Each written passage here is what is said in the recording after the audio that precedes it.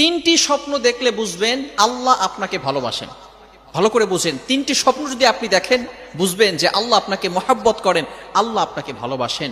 স্বপ্ন আমরা অনেকেই দেখে থাকি। স্বপ্ন হচ্ছে তিন প্রকার, ভালো করে মনে রাখবেন। এই স্বপ্নের বিষয়টা হচ্ছে খুবই গুরুত্বপূর্ণ বিষয়। অনেকে স্বপ্নকে বিশ্বাস করতে চায় না, এটাকে অস্বীকার কোনোই অবকাশ নেই। কারণ আল্লাহ রাসূল সাল্লাল্লাহু আলাইহি সাল্লাম স্বপ্ন দেখেছেন এবং স্বপ্নের মাধ্যমে আল্লাহ রাসূল সাল্লাল্লাহু আলাইহি সাল্লামের কাছে ওহী এসেছে এবং আল্লাহ রাসূল সাল্লাল্লাহু আলাইহি সাল্লাম নিজে বলেছেন যে স্বপ্ন হচ্ছে ৪৬ ভাগের এক ভাগ। সুতরাং আমরা স্বপ্ন অনেকেই দেখে থাকি। এই স্বপ্ন হচ্ছে তিন প্রকার। একটা হচ্ছে ভালো স্বপ্ন, এই ভালো স্বপ্ন এটা আল্লাহ তাআলার পক্ষ থেকে আসে। দ্বিতীয়টা হচ্ছে খারাপ স্বপ্ন, এটা শয়তানের পক্ষ থেকে আসে।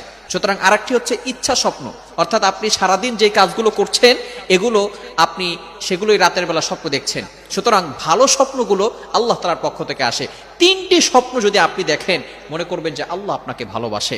এক নম্বর স্বপ্ন হচ্ছে আপনি যদি দেখেন স্বপ্নে আপনি কোরআন পড়তেছেন, ভালো করে বুঝেন, আপনি কোরআন তেলাওয়াত করছেন, তাহলে মনে করবেন যে আল্লাহ পাক রব্বুল আলামিন আপনাকে ভালোবাসেন। আল্লাহ পাক রব্বুল আলামিন আপনার স্ট্যাটাস, আপনার মর্যাদা আরো হাই লেভেলের করে দিবেন। আল্লাহ তাআলা আপনার উপর রহমত নাজিল করবেন।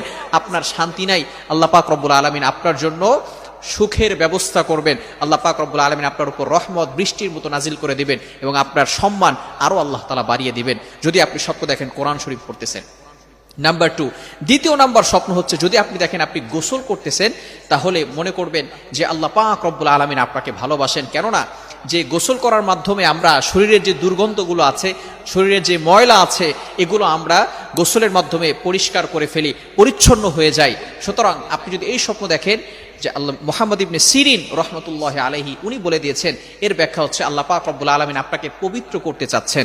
অর্থাৎ আল্লাহ পাক রব্বুল আলামিন আপনাকে, আপনার ভিতরে যে গুনাহগুলো আছে এগুলো আল্লাহ পাক রব্বুল আলামিন পবিত্র করবেন।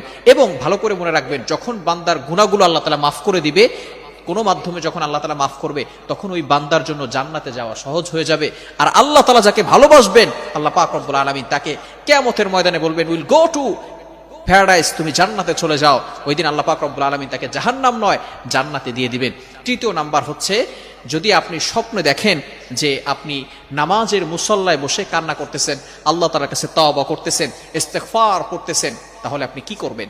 এই ক্ষেত্রে আপনার ব্যাখ্যাটা হচ্ছে যে অবশ্যই আল্লাহ তাআলা আপনাকে ভালোবাসেন এবং আল্লাহ পাক রব্বুল আলামিন আপনি যেই বিষয় নিয়ে কান্নাকাটি করতেছেন, আল্লাহ পাক রব্বুল আলামিন আপনার যে চাওয়াগুলো আছে, আকাঙ্ক্ষাগুলো আছে, আল্লাহ পাক রব্বুল আলামিন সেগুলো কবুল করবেন, আপনার গুনাহ খাতা মাফ করে দিবেন এবং আপনার জন্য জান্নাতে যাওয়ার পথ সহজ করে দিবেন। সুতরাং এই স্বপ্নগুলো যদি আমরা দেখি তাহলে মনে করব আল্লাহ আমাদেরকে ভালোবাসে।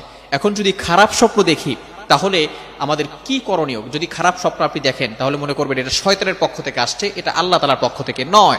এজন্য আমরা সবসময় খারাপ স্বপ্ন দেখলে ঘুম থেকে উঠার পরেই আউযু বিল্লাহি মিনাশ শাইতানির রাজিম পড়ব এবং বাম কাতে থুতু নিক্ষেপ করব, বাম দিকে থুতু নিক্ষেপ করব এবং যে দিকে ফিরে স্বপ্ন দেখেছি তার বিপরীত দিক হয়ে ঘুমিয়ে যাব। তাহলে আল্লাহ পাক রব্বুল আলামিন খারাপ স্বপ্নের যেই প্রভাব আছে সেগুলো থেকে আমাদেরকে হেফাজত করবেন। আল্লাহ তাআলা আমাদের সকলকে এগুলো বুঝে আমল করা তৌফিক দান করেন। সকলে বলেন আমিন।